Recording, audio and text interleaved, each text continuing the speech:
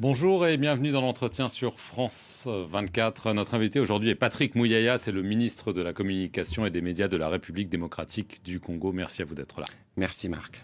Alors ce mardi, Salomon Kalonda, qui est un conseiller proche de l'opposant Moïse Katumbi, a été appréhendé sur le tarmac de l'aéroport de Kinshasa. On voit ces images qui ont circulé sur les réseaux sociaux. Alors des questions très simples, très factuelles.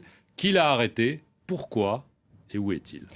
Écoutez, il a été interpellé par les services de renseignement. Le moment venu, ils pourront communiquer, donner des détails sur les circonstances de son arrestation. Je reviens de Pékin et donc dès que j'arrive à Kinshasa, je m'informerai davantage et on communiquera comme nous communiquons habituellement.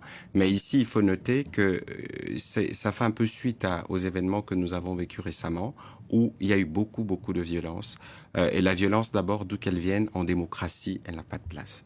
Vous avez vu notamment Martin Fayulu, qui est un des 4 opposants, demander à des jeunes visiblement chauffés des lancers de pierres contre la police. Il y avait des enfants qui ont été en première ligne de ces actes de violence. Nous l'avons dénoncé, condamné. Le président de la République, d'ailleurs, s'est personnellement déplacé au chevet de cet enfant de 12 ans, parce que nous avons été choqués par les images de la violence policière sur ces jeunes enfants.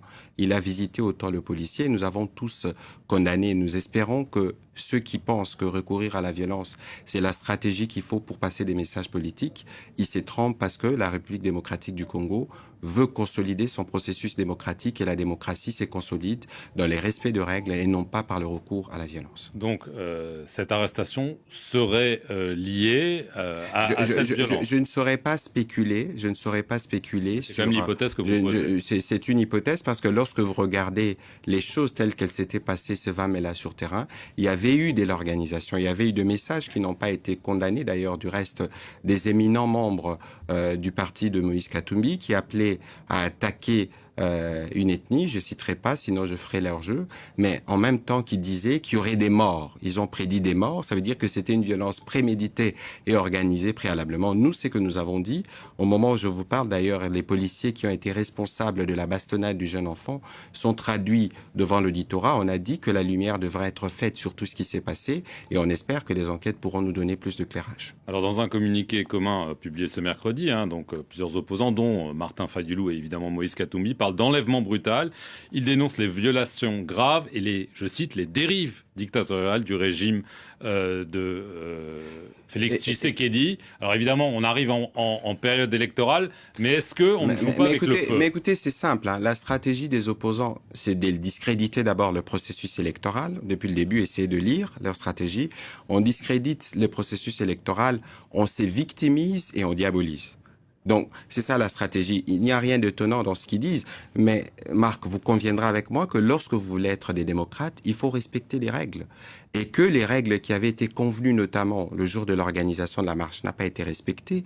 Ils ont été faire un sit-in à la CENI. Et d'ailleurs, si vous regardez et la marche et les sit-in, c'est des flops parce que Kinshasa, c'est 15 millions d'habitants. Il y a peut-être pas 500 ou 600 personnes qui les accompagnaient. C'est dire que c'est pas un discours qui porte dans un contexte où le Congolais veulent aller voter. On leur a fait un couloir pour qu'ils aient rencontré le bureau de la CENI qui discute des préoccupations qui sont les leurs. Ils ont refusé. Donc, soit qu'ils savent pas ce qu'ils veulent, soit qu'ils veulent les chaos et ils espèrent pouvoir tirer profit du chaos de je ne sais quelle manière dans un contexte où nous avons de foyers des tensions dans le pays, on en parlera, notamment la crise à l'Est. Nous avons un conflit aux portes de Kinshasa et lorsque nous mettons tout ça en mouvement, on s'interroge véritablement sur la véritable motivation. On sent, et certains disent, qu'il y a une convergence, notamment entre certains de ces leaders et ce qui se passe à l'Est. Bon, de toute évidence, à ce jour, on n'a jamais entendu Katumbi parler comme tous les Congolais contre l'agression rwandaise, contre le président Kagame. Il faut bien que... Qu'est-ce que vous sous-entendez? Il faut bien qu'à un moment donné, que les choses puissent être clarifiées de ce côté-là, de par leur position et de par le rôle qu'ils veulent jouer.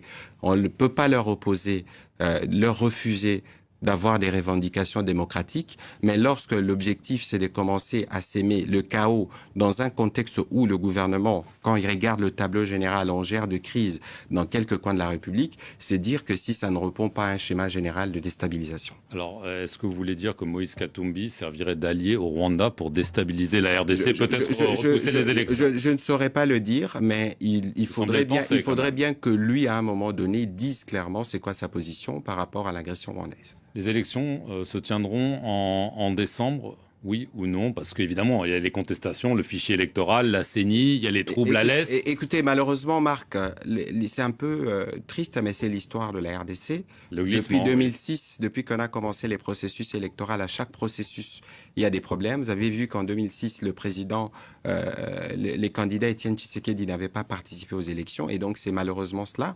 Moi qui vous parle, je me suis battu, avec les autres d'ailleurs, pour que nous puissions avoir un processus électoral apaisé et différent. Il y a des gens qui œuvrent pour que ces processus se tiennent et d'autres qui ont fait le choix de ne regarder que les difficultés qui sont inhérentes d'ailleurs dans un processus complexe, dans un pays si immense, pour dire, bon voilà, nous allons jeter les discrédits, parce qu'en réalité, ce qu'ils veulent, c'est les dialogues, ils veulent les glissements, mais en considérant l'ancrage démocratique que nous voulons avoir et le souci du président de la République d'assurer la régularité du processus électoral, on ne peut pas négocier avec les délais constitutionnels. Donc les élections auront lieu en décembre. En tout cas, les élections auront lieu en décembre.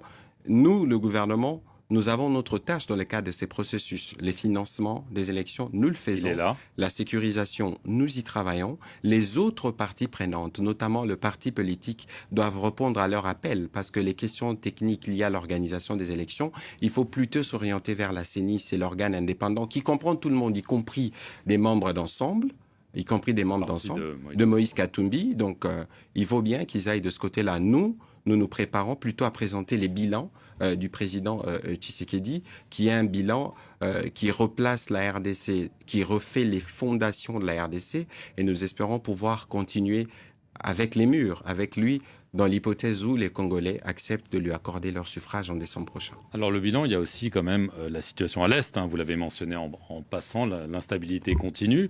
Il y a une force de la communauté des États d'Afrique de l'Est qui a été envoyée, ouvertement critiquée par le président, qui a dit en gros, d'ici la fin du mois de juin, je n'en veux plus, ils s'en vont, ils vont être remplacés par une force des États d'Afrique australe. Est-ce que c'est ce qui est en train de se passer Écoutez, la situation dans l'Est, la RDC, est une situation complexe qui dure depuis 30 ans. Oui, et lorsque vous avez un État mercenaire qui s'appelle le Rwanda, qui a vécu en réalité, qui s'est construit économiquement sur cette situation de guerre, vous avez évidemment des difficultés à les régler immédiatement. Parce que la problématique de la sécurité à l'Est de la RDC, c'est une problématique régionale.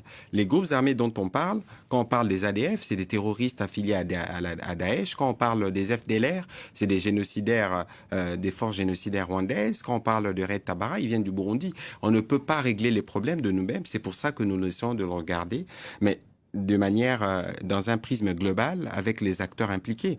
C'est vrai, avec l'EAC, nous avons eu des problèmes parce que... C'est un échec, c'était une erreur, on peut le dire maintenant. Bon, écoutez, je ne pense pas que l'intention des départs était une erreur, mais c'est dans la pratique. C'est dans la pratique parce qu'il y a des individus qui ont voulu s'écarter du schéma qui était le schéma initial.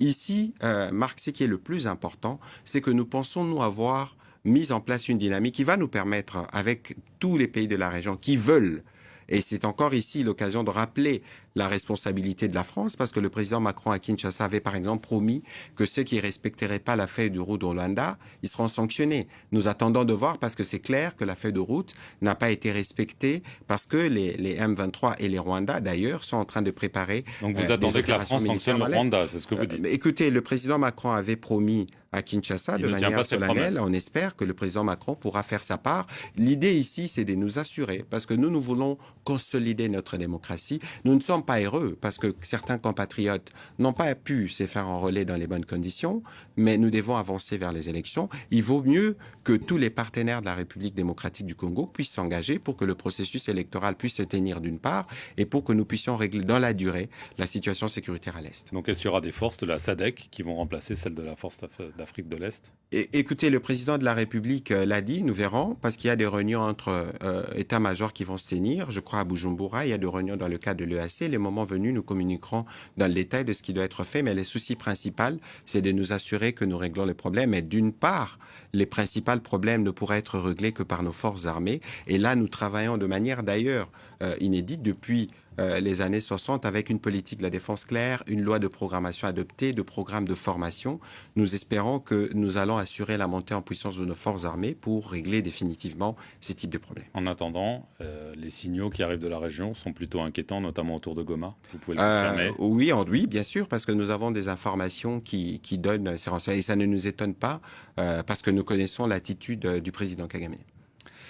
Vous revenez de Chine, vous étiez pour une visite d'État très importante. Alors on se souvient que le président Tshisekedi avait annoncé notamment son intention de renégocier ce qu'on appelle le contrat du siècle, hein, qui avait été négocié sous Joseph Kabila en 2007. En gros, la Chine bénéficierait des matières premières contre des infrastructures. Un contrat qui, d'après l'inspection générale des finances, était du bradage, du néocolonialisme, mais on n'a pas vu vraiment de résultats concrets. Est-ce que, en effet, le président Tshisekedi a réussi à renégocier ce contrat? D'abord, c'est que je dois planter le décor pour vous dire qu'il s'agissait principalement du contrat SICOMIN.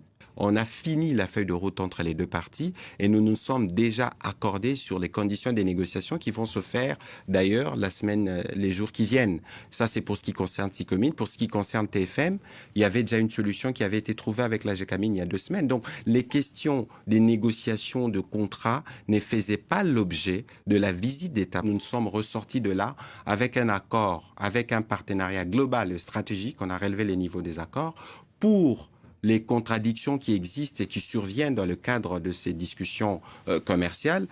Les 2 chefs d'État ont convenu que cela doit se traiter dans la sincérité, dans un esprit amical. En d'autres termes, que la RDC ne va pas recourir à l'arbitrage ou à la justice parce que nous avons déjà tracé la voie qui nous permettra de trouver la solution parce que les parties chinoises concernées ici, les entreprises, ont reconnu leurs responsabilités dans les choses telles qu'elles se faisaient par avant. Ils se sont engagés à corriger et ça, c'était même avant qu'on aille en Chine.